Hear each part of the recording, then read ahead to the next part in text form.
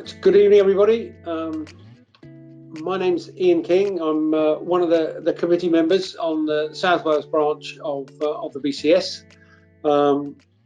It's my responsibility to this year to organise events, and so this is the first one I've done. So it might creep a bit. I hope it's not too bad. I think we're starting to master the technology, which is a good thing.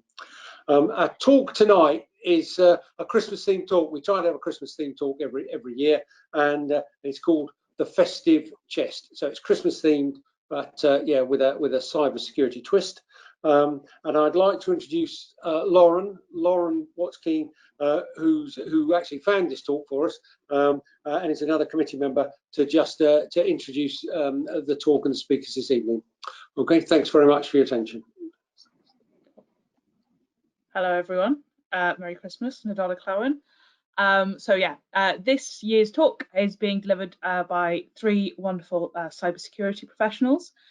We've got Clare. So Clare's been working in cybersecurity for the past 9 years and has set up a women's working group in cybersecurity in Wales, and focuses on encouraging young people to consider careers in STEM. We've got Lisa, who has graduated from USW with a degree in computer forensics, spent 2 years working at Aneurin Bevan Health Board in cybersecurity before joining the National Digital Exploration Centre as a cybersecurity trainer, working with schools, communities and businesses, and famously has 2 Christmas trees growing out of her head. And then we have got Holly, who is the education lead for the National Digital Exploration Centre in sunny Ebervale, where she works with schools and communities across South East Wales to promote progression into the cybersecurity industry, as a background in education and technology. So we really do have the experts for getting young people interested and excited in cybersecurity. And yeah, we're excited to present the Festive Chest, which follows the story of a young girl called Seren, who desperately wants to help her family get the Christmas decorations down from a dark corner of her attic in their house. Unfortunately, there's a padlock, and she has to go through many tests and challenges to open the chest. I'm sure our speakers will take you through it all, but yeah, we hope to introduce listeners young and old to lots of good new cybersecurity techniques, which will hopefully get you all interested in the industry. I'm going to pass you on to Clare now, who is going to lead the talk. So I'll see you guys at the end. Thank you very much, Lauren, and welcome to everybody. It's great to have so many people here this evening. So just to sort of say hello from each of us personally, I'm Clare from the University of South Wales. I do lots of outreach work in cybersecurity with young people. Holly? Hi, I'm Holly, and I'm the education lead at the NDEC, and similarly I try to get young people interested in cybersecurity. Hi, I'm Lisa. I work with Holly at the NDEC as the NDEC trainer, and my work is mainly around providing cybersecurity basics training. Thank you, Lisa and Holly. Just a little bit of admin. We've planned this as an interactive webinar, so there will be opportunities for you to try things. Make sure you've got a separate tab so you don't lose us if you do want to try things out. If you don't want to, that's fine. You can just follow along with us as we work through the challenges. If you have any questions, or if we ask you for some input, you can put them in the questions panel in the side, and we'll look at those as we go along. So for the purposes of this evening, Holly is no longer Holly, but she is now Seren. Say hello, Seren. Hello. And we are going to take you through a seasonal cybersecurity adventure, and you are going to help Seren through some cybersecurity challenges to help her unlock the festive chest. So let's get started. Okay, so one evening in early December, Seren was helping her parents get Christmas decorations down from the attic. Tell us what you found in the attic, Seren. So I found quite a bit of stuff. I found some old teddies. There are a lot of old toys, and I play with them for a while. And then I decided to make a den with some old blankets. But look what I found when I moved the blankets. What is it? I think it It's might a be my box. Christmas present. You think it's your Christmas presents? You shouldn't really look Yeah. then, should you? I know, but I can't get in anyway. Christmas gonna think. Yeah. Seren, what did you try and get into it? I did, yeah, but there's a code on it, so I can't. I don't know what it could be, and I can't seem to find any clue. Oh, What's that at the bottom? Oh, an envelope. did you try any numbers to see if you could get into the box? I tried all ones, and then I tried 1, 2, 3, 4, 5, 6. So what are you doing now? You found it. The envelope. Have a look and see what's in there.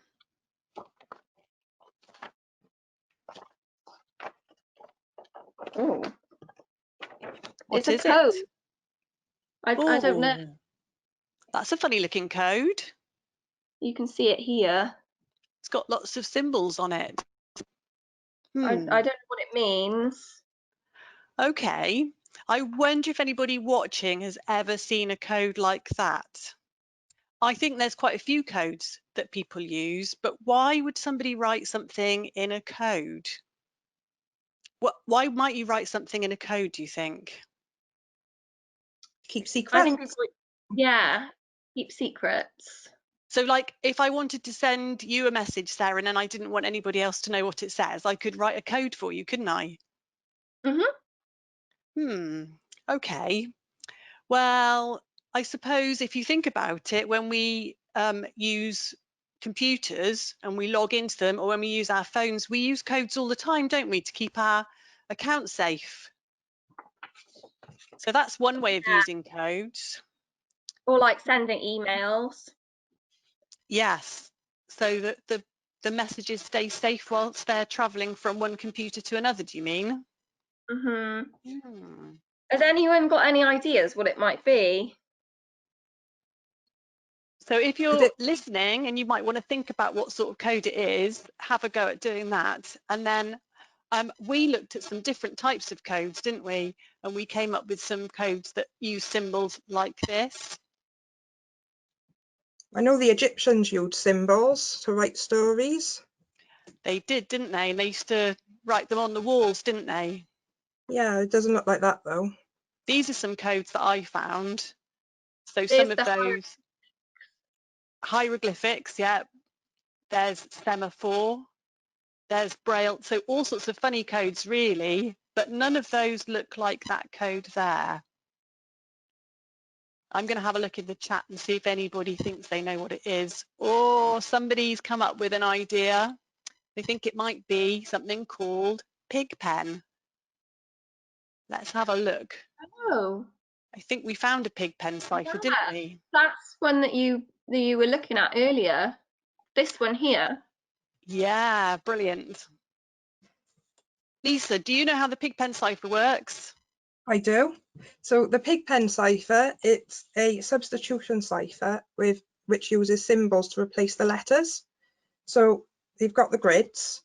There's 4 grids. 2 of them look like noughts and crosses grids, and then the 2 big X's at the bottom.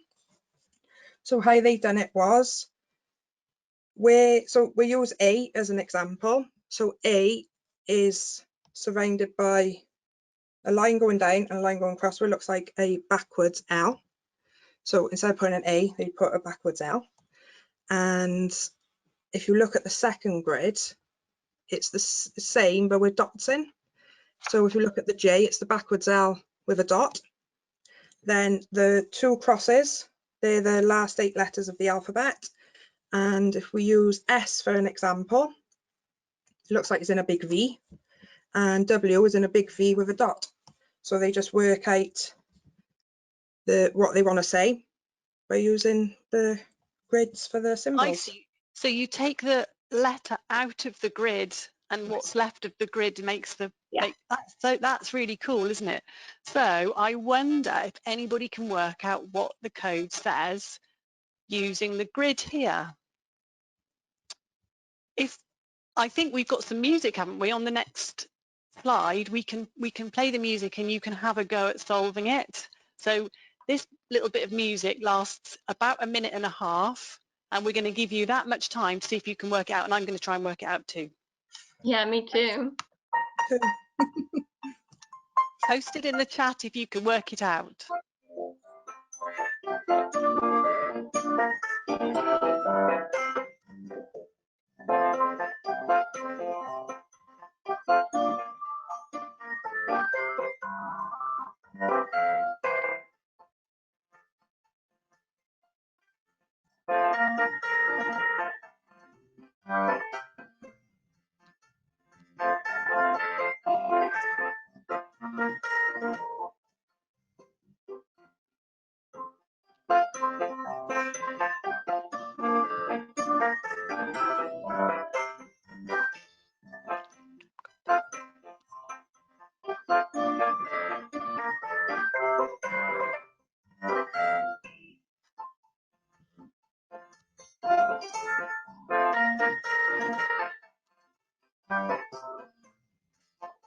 Has anyone got it yet?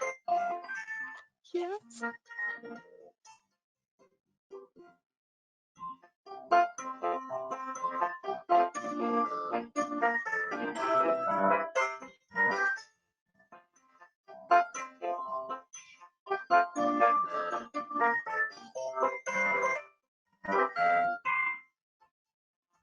I think it's probably stopped the music now. I'm not sure if it's going to stop itself.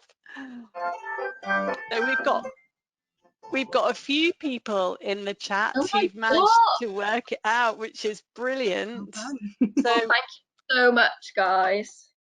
I will tell you what we think we've got. So well done to all of you that have got it, because actually quite a lot of you have. So that's really, really good. Well done. And they think it says 2, 5, 3, 6, 8, 9. Okay, I'll try it. So you're going to try So, that on the lock, yeah? yeah, 2, 2, 5, 3, 3, 6, 6, 8, 9. 9. So while you're just Oh my God, it worked! What's inside? Open it, open it. awesome. Show us, show us, show us. Oh my goodness. Okay, so it's not my Christmas present. There's a box. Another box. It's got another code on it. Oh no. A USB Oh. and a picture. Who's the Oh, picture? how Oh, weird. there's some writing on the back. So what's the picture? Show us the picture. I think if oh look, there's the solution to the clue. But go back one. Let's show everybody how they worked out, just in case. So each of those sections of the clue actually spelled out a number. So you wouldn't have found a number itself, but you had to spell the numbers out. Okay, go on then, Seren. Move us on to the next one. Okay, so I hope it doesn't play the music again. So this is the picture, and then that text is the writing that's on the back. It doesn't make any sense. It's just gobbledygook. Who's the picture of? I don't know. I don't know. I know a great tool that can help us find the photo if we got a digital copy. Oh, Which we really? have, because it's on the Work out screen. what the picture is of. Go on. Might help Seren with the writing. What's it called? The tool. Reverse image lookup. Reverse image lookup. Yeah, I think I know a little bit about this. I think you can. If you Google it, it'll help you. So you can. How do I do that though? So you can take a picture. If you haven't got a digital copy of the picture, which obviously everybody who's watching won't, you should be able to take a screenshot of the picture. So using your tool on the computer, and we've put on here how you can do that. If you've got a PC, you can use something called the snipping tool. So if you type that into your Windows Start menu, you can type in snipping tool, and it should find a little bar then with an option to choose a new snip, and you can actually draw with the mouse around the picture. On a Mac, you need to do Shift Command and then press the number 4, and then you can draw around the picture. And then you can put it into something called Google Image Search. So we can do that, and I'll show you sort of what that looks like. If you go on to the next slide, there are So we several actually tools. save the Sorry. picture and upload it. Yeah, that's right. So once you've saved it from the snip, you can then go to Google Images, which is the link is there in the message. So I could put that in the chat for you to save you having to type it in. If you just wait 1 sec. Oh, I'll do it in a second while I'm explaining it. But that means then that you can actually upload it and Google will do the work for you. There's a couple of other tools which will do it as well. One's called TinEye and one's called Yandex. So either will do the same thing. So I'm just going to put that link, if I can, in there for you so you can use that to check your image. So from there, if you look at the screen here, we've got the picture in the bottom right hand corner underneath our photo of Google Images, and there's a picture of a camera. This one? So that's it, yeah. So if you click on the camera, Okay. you won't be able to do it, Seren, because it's only a photo of it, but that's it. So you can click on the camera and then you can upload the picture, and as soon as you do that, Google will search all of the internet to see if it can find out where that picture came from. So I'll look in the chat. I wonder if anybody's worked out who it is. A couple of people have. We've got some really, really clever cybersecurity specialists here. So we did this, and if you go on to the next slide, this is what we found. Ah. So it says it looks like it's Joan Clark. But who's Joan Clark? She was a code breaker during World War II. She did a lot of work on breaking the Enigma machine. Ooh, that's interesting. Just before we What was do that, sound? sorry, before we do that, I've just remembered that I was going to tell you a little bit about how cybersecurity specialists use reverse image lookup. So I'm going to do that because I think it's interesting.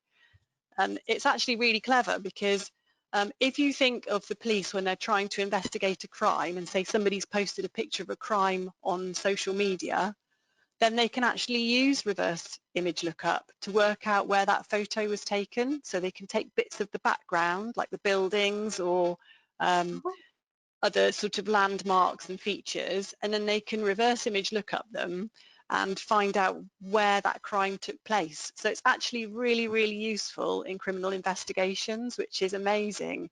And I've seen pictures where somebody has taken photographs out of an aeroplane of a coastline, and then somebody has put together all those pictures of coastline and worked out where that aeroplane was. Amazing. Oh my I think it's amazing. So go on, sorry, Lisa, you worked out who it was. Who was it? And you told us about her.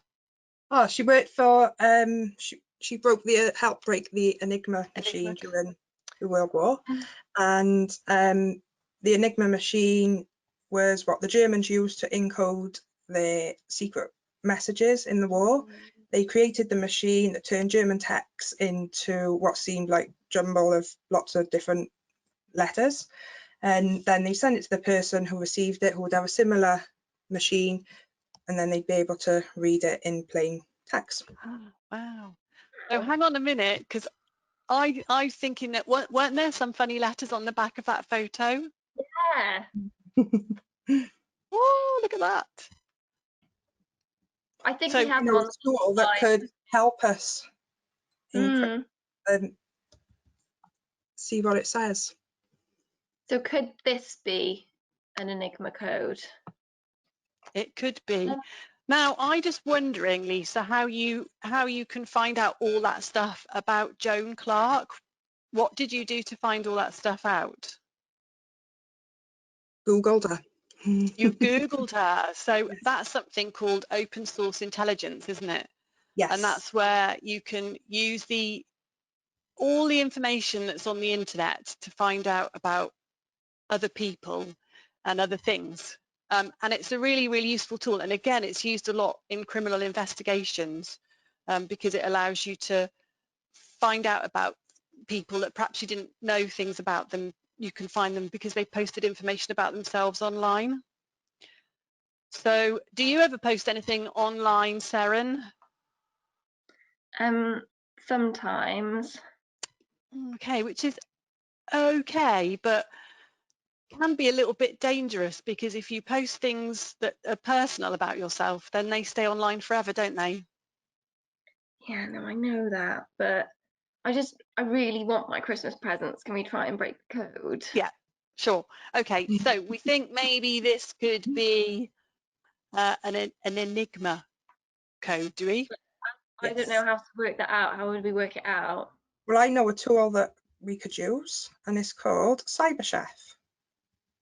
So Cyberchef is a free online tool which GCHQ refer to as the Cyber Swiss Army knife. It is available for anybody to use to help encode and decode messages. This is so cool. So This there's is an cool. example. Sorry. I just said this is cool. Agreed. I'm hearing things, I think. So I done an example, the Festive Chest, and for this I used, in operations, is all the different types of stuff we can use. So we used the hex. So Put can that I do in. this while you're doing it as well? Can I have a go? Yeah, of course. Yeah, Do I just so go to shall the I post in the link? Let me find it a sec. And I'll post the link in for you. Thank you.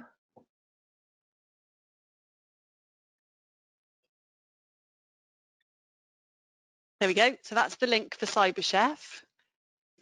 It's a really cool tool, isn't it? It is. So if you want to, everybody who's listening, you can actually go to Cyberchef yourself. You can use it. It's free to use. Lisa, talk us through what you've done there then. So for this, we use the hexadecimal to encode the message, the Festive Chest. So down the operations side, there's a long list of all different options we can use. So clicked on the hexadecimal, drag it over to recipe,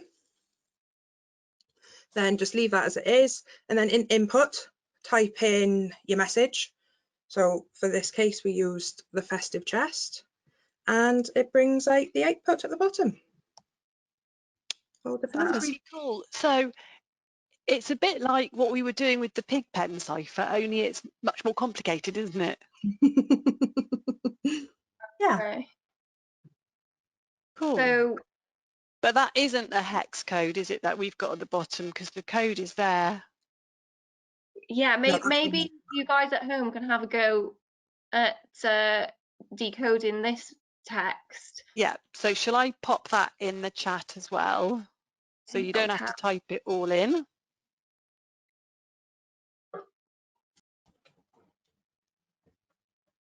Do we just have to find? If you scroll down and click on encryption and encoding,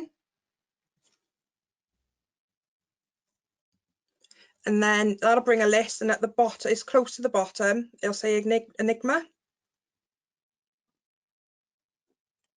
Oh, I could really do with some help on this one. Shall I play some music? Shall I see? Oh, yeah, do that. Yeah.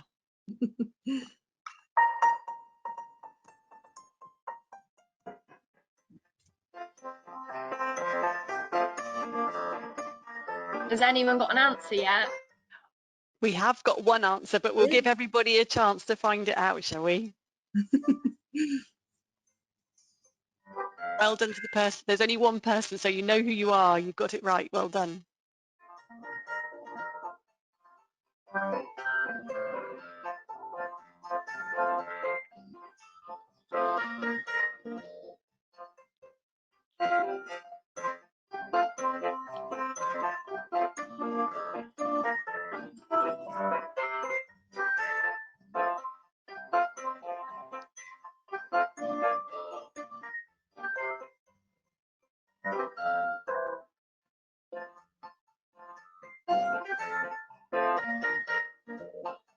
Any more?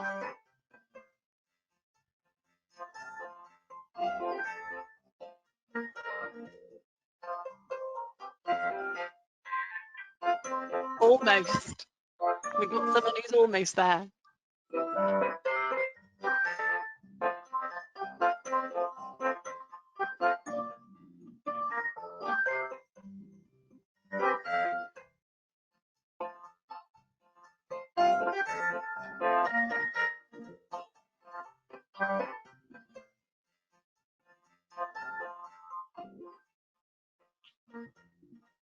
Oh, we've got loads now. Shall we stop now? Just in time. Great. Okay, so a few of you have got it right. A few of you are almost there. But let's have a look at what we found when we put in the Enigma code for that particular piece of code. So we put the code into the input, and then we dragged over the Enigma code, which was in encryption, I think you said, Lisa, wasn't it? Yeah. Yep. And then it came out with an output at the bottom there, but that still looks a bit weird, doesn't it? Like Yeah. moderate. And that's not going to Yeah. help me get into this box. No. What, Let's try and take the spaces out. yeah, okay. That sounds like a good idea because because I've noticed that all the letters are in blocks of 5, which seems a bit weird. So there's the original code. There's the output once we've done the decryption. Then what do we get if we take all the spaces out? Oh, look, it looks like you will need. It does. So if we So, put spaces yeah, between each word. Ah, okay. brilliant. So People need to find out a bit more about me in order to get to the Ah, treasure. hang on, this is what we were talking about a minute ago. This is what Lisa started to do. OSINT. Open source intelligence. Okay, so Ah, yes, so maybe we need to get everybody now to see if they can find out some information using OSINT about Joan Clark. So Seren, if you show the next slide, these are the things we think might be useful for you to look for. okay. And this So sort of, Google it. so yeah, so you can use Google and see what you can find out about Joan Clark, and something in that might be useful or it might not be, we don't know yet. But we were talking a little bit about open source intelligence and about posting things online. Yeah, no, It I is was really useful. Sorry? No, I Yes. was really Well, it's okay to post some things online, isn't it? But it's just about being careful about Where? where you post it, who you share it with, because you don't always know who's going to get hold of that information. Yeah, And that's so true. one piece of advice we always give to people is when you're using social media, things like Instagram or Twitter or Snapchat, is just be careful who you're sharing those pictures with, and make sure that you'd be happy to share them anywhere really, because as soon as they're out on the internet, it's very difficult to get rid of them. But it can be really, really useful for investigations into missing people, for finding out information about people when you don't know about them. And a lot of employers use it for finding out about people who've applied for jobs with them. So it can have a really useful role to play for some people. What about posting pictures of my pets and stuff like that? Can do, but don't use their names as your passwords. Oh. You don't use their name as your password, do you, Seren? Okay. Is there anything that I absolutely shouldn't put online as well? Things like bank details or passport.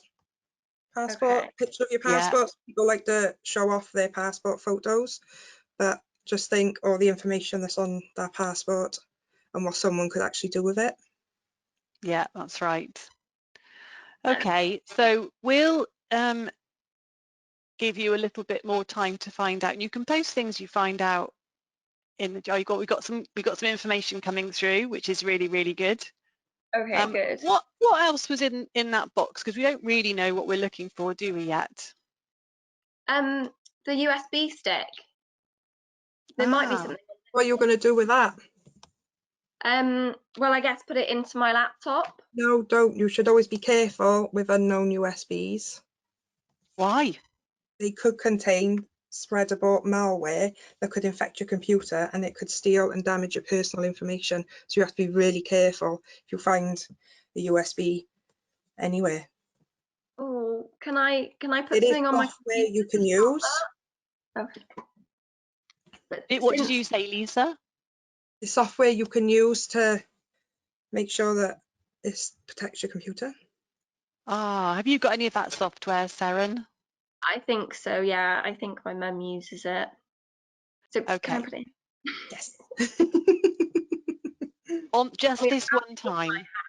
As long as you share what's on it. Okay. So, there's this. It's literally just 2 documents, 1 and 2. Shall I open Oh. one? Yeah, open number 1. Let's see what it says. Okay. Oh. Oh no, it's password protected. Ooh, should we have a go at trying to guess it? I mean, Yeah. I could try easy ones like Yeah. password. Yeah, try password. Any common password? No. Anyone got any ideas of any common passwords? Any others? What, try 1, 2, 3, 4? Anybody want to post oh yeah, 1, 2, 3, 4. Anybody else want to try suggest a password for us to try in the chat? What could it be?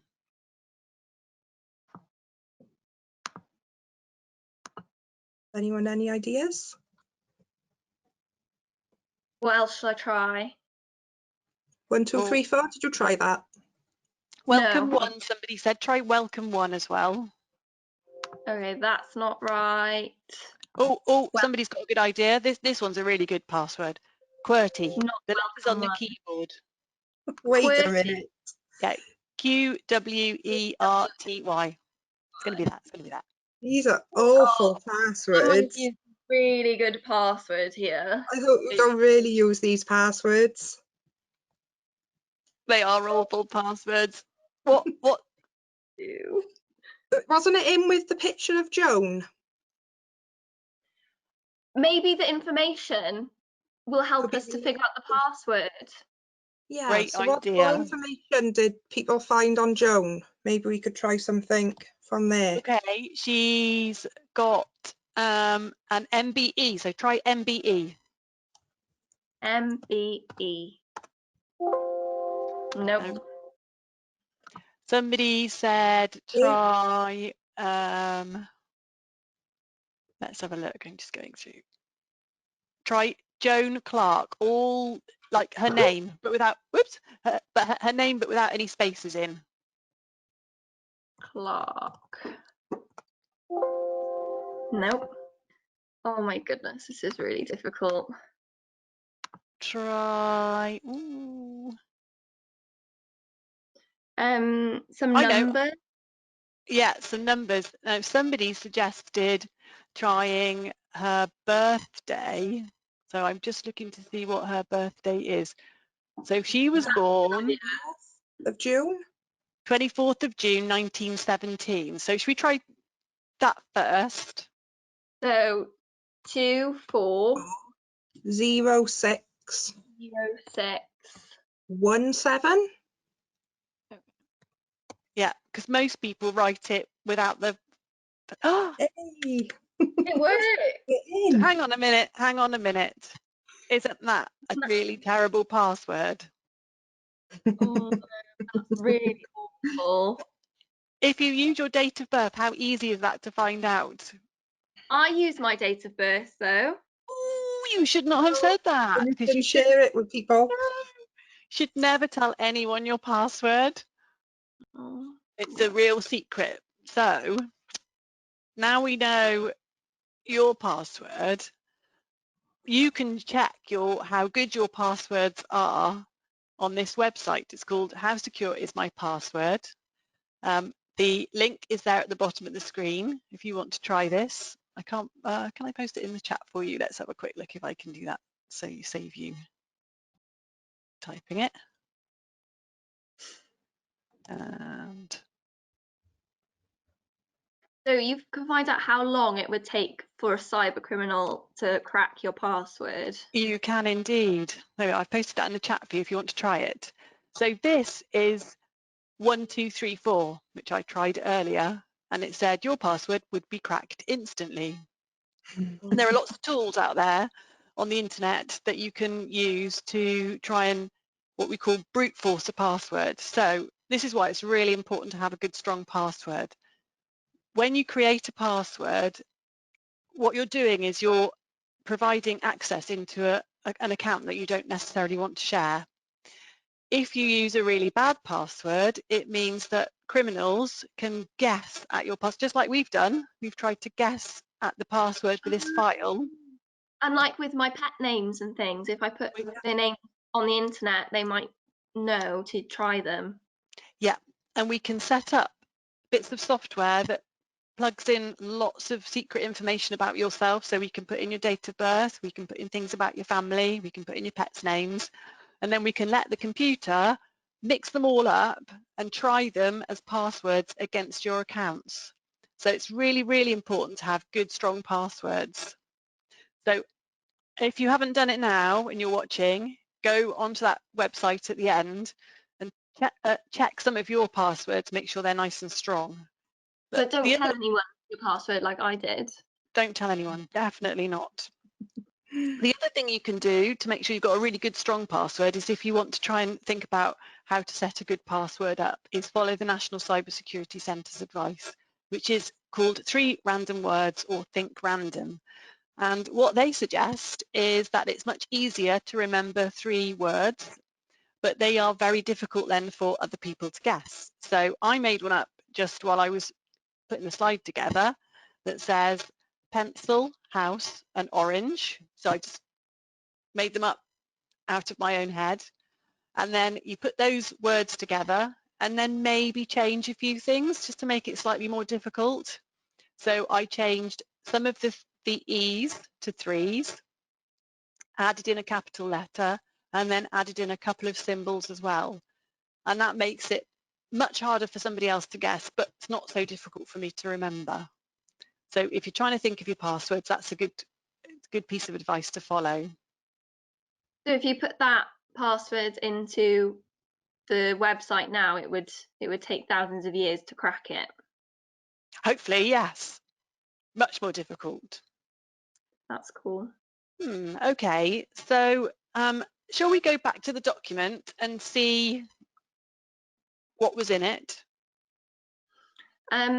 So it's literally just a picture of presents, but I don't see how that's supposed to help me get into the box.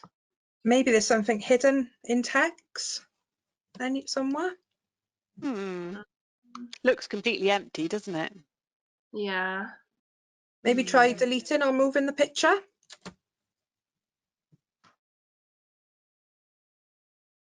Still nothing there. By highlighting.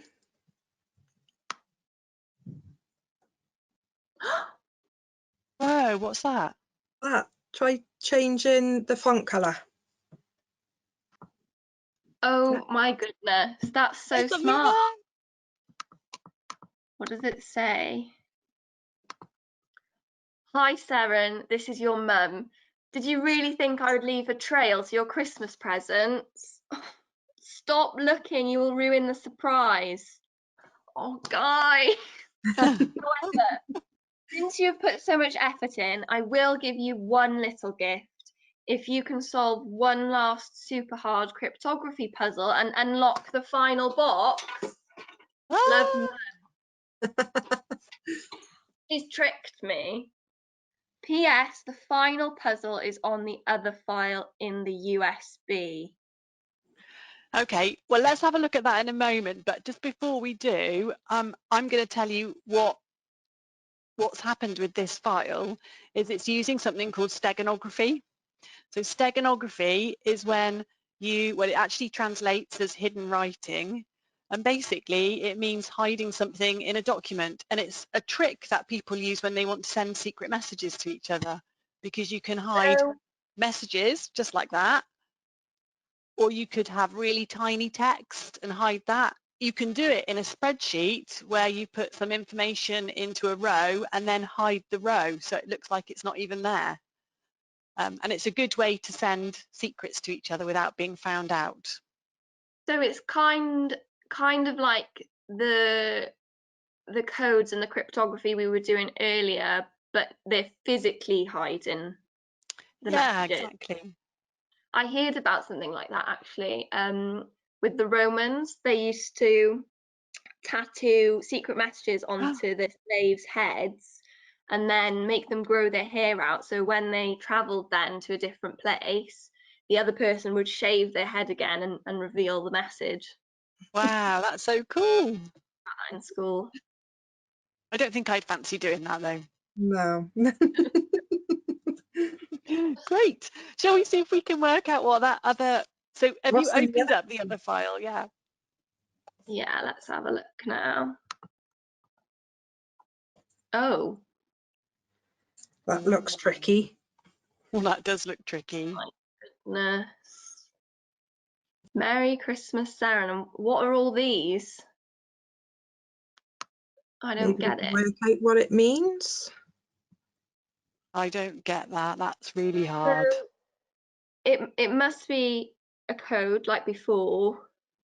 And I think the important thing with codes is to look for the patterns, isn't it? Like Enigma, we saw that they were all separated into 5s. So maybe it's something similar. Yeah, and I Also, think this is sort of one of the things that's important about cybersecurity is it's not always obvious what you're trying to do. So it's about trying things out, and you know, it doesn't matter if we get them wrong, we can still try. So we've got some blue letters in there, haven't we? Yeah, so I guess we need to look at the patterns, but also what's odd about it. Like with the steganography, there was a picture in the middle of the page, and that was a bit odd. So what is also odd about this? And there's random blue letters. Has anybody Maybe got any ideas? If you can have any ideas, somebody suggested put the letters in blue and replace the stars with them.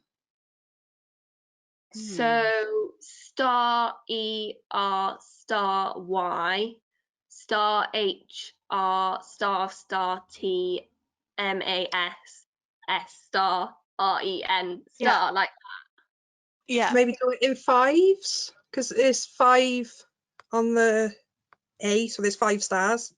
B, there's 4 stars and a B. So would the blue text be B? And if you look, all the letters are in blocks, aren't they? Like an A So would it be, go on. B star star B star. So if we look at the alphabet, is there one with B star star? oh, so as in you'd split up these letters into groups of 5, Yeah, and then that corresponds to one of these. yeah. Some So people think it might be binary. I think it is. It's a sort of, yeah, like it's switching on and off, isn't it? Switching the colour on and off almost. And this is definitely binary sequence, these letters. But how are we going to use that then to figure out? Let's have a go at Lisa's way as well. Yeah. So those first 5 letters, we would have B, because the blue letter is a B, and then the normal letters would be a star. So it would be blue, B star star B star. Oh, So yeah. I think you're right. So what's that over here? Does that match B up to one? The star F. B star. B star star B star. It's an S. Ooh, brilliant. Okay, so we've got an S. I'm going to write it down so we know what we're doing. S. What's next? 1, 2, 3, 4, 5. 1, 2, 3, 4, 5. I wonder if anyone can work this out faster than us. We've now. got some people working it out now in the chat. Yeah, Have they got the answer? we've got a couple of answers. Yes. So let's do the next 5 letters quick then. Yeah. So 1, So- 2, 3, 4, 5 would be Star star BB T, B and star then star. all stars A. Yep. So the next one is T. So we've got S, T, and then A. 1, 2, 3, 4, 5. So star star star star star. Did you say A, Lisa? Yeah. And then the last 5 letters are B star star star B. See if anyone's Ah. with it. yeah, which gives us an R, and we've got quite a few people who've worked it out already much quicker than us. It says star. Well done, everybody. Awesome work. My present. Can I try it? Try Yeah, it. try it. Yeah. S T A Ooh. R. Amazing. What's inside? What's in What's there? inside? Oh, Oh. doesn't look like a very good present. Okay, so I have That QR a little decoration for my tree That's pretty. pretty. now. And there's a QR code. What's a QR code? So we can scan that. So, I've seen it before, but how do I do it? so you can use your camera with on your smartphone. Some smartphones allow that, or there's an app you can download, QR code app. Yeah, So- brilliant. Your And camera first. some of the people watching are saying scan it. So scan it with your phone. So you can actually do this. Holly's going to do it. Oh, Seren's going to do it. You want to do Okay, that. the little thing has popped up. Hang on a minute now. Should you always scan QR codes? Is it safe to do? No, you should be careful when seeing QR codes, because at the moment they're everywhere. You've got to scan them for track and trace if you go into restaurants or Of course, meals and yeah. hidden. So people can copy them and they could be malicious and have harmful code on them. So always be careful. But I'm guessing if Seren's mum has put this here, it should be safe. Should be safe. We I hope guess so, you yeah. have to like think about is it come from someone that you know? Someone that you trust, yeah. Yeah. So have you scanned it in? What does it do? So it's taken me to a web page, and this is what it looks like. I wonder if Well, anybody's done it. it's not my presents, but Somebody said it goes to the Festive Chest website. Brilliant, well done. Oh, so it says, you have found the missing Christmas star from Christmas past. The magic star will light up your Christmas home and make sure you have the best Christmas possible. Keep it safe and it will bring you happiness and love. That's nice, isn't it? Yeah. not Brilliant. present. You'll have to wait till Christmas Day. 10 days. Yes, quite right too. You shouldn't go looking for your Christmas presents anyway. No, Father Christmas wouldn't be happy. Thank you so much for helping me, and thank you to everyone watching as well for all of your help. Yeah, you were brilliant help. So if we just sort of summarize what we've gone through with you, because you've helped us with lots and lots of different challenges here. And Seren, if you can just do the next slide. These are the things that we've shown you a little bit of, and they go into a lot more detail than this, but in the challenges, we've done a bit of code breaking. We've done reverse image lookup. We've shown you about open source intelligence and given you a little bit of information about why you should be careful with what you post online about yourself. We've shown you Cyberchef, so you can certainly go away and play with that and write codes to your friends. And we've shown you a little bit of steganography. So we hope you've enjoyed watching the presentation. We've enjoyed putting it together. It's been hard work, but we've enjoyed it. And we're happy to answer any questions that you might have about anything that we've covered this evening. Lauren, I don't know if you want to come back in and say anything. No, not overly. Just that was very fun. I enjoyed doing all the activities, probably too much. But yeah, thank you ever so much. And I think you can see the question box, so just feel free to choose which questions to answer. And as we mentioned when we were talking before the session started, if we don't get around to answering your questions, we will note them down and we will get answers to you at some point. Great, thank you very much. We've got a couple of comments in there that people have enjoyed it, which is brilliant because that's what we like. Somebody's going to try a few things when they get home, so that's brilliant.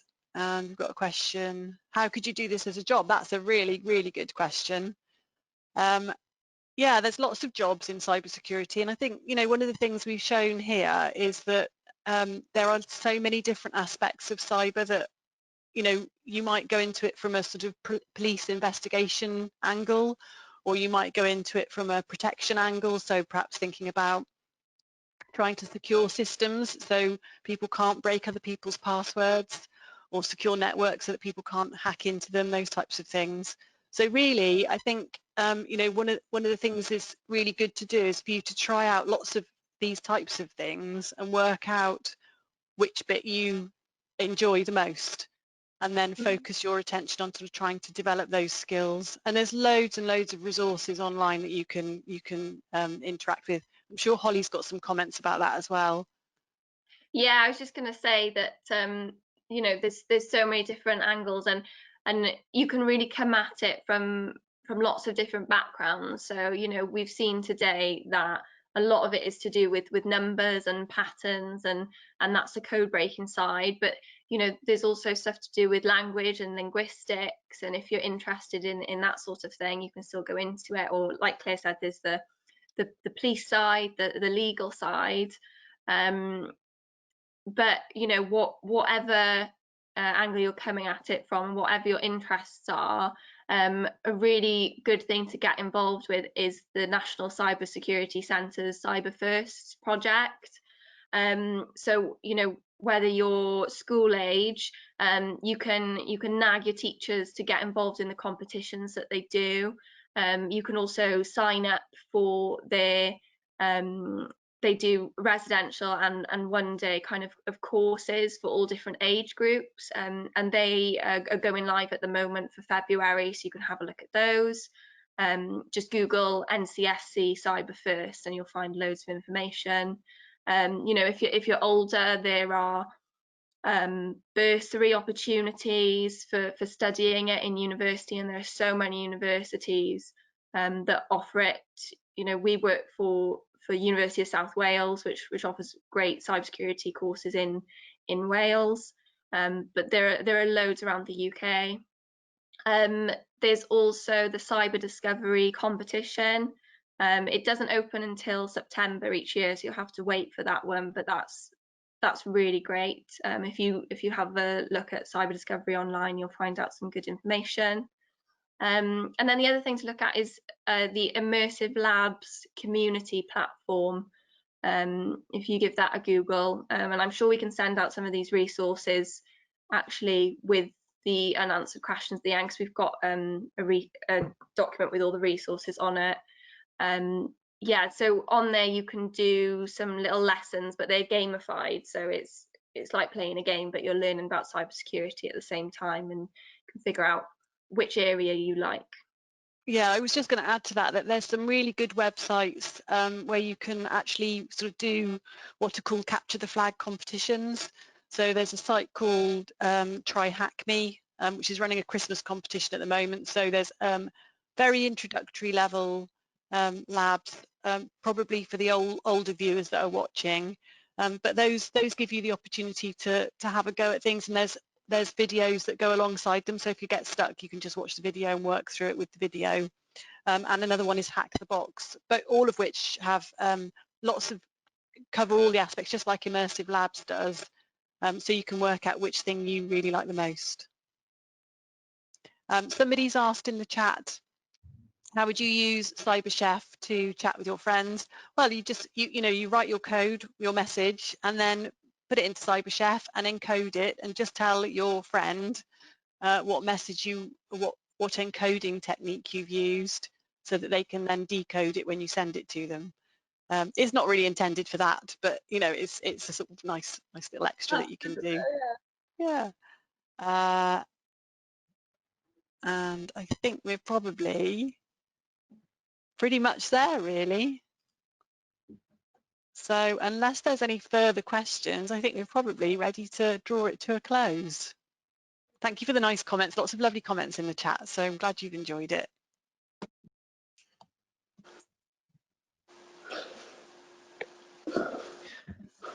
Thank you very much, ladies. That was amazing. That was a lot of fun.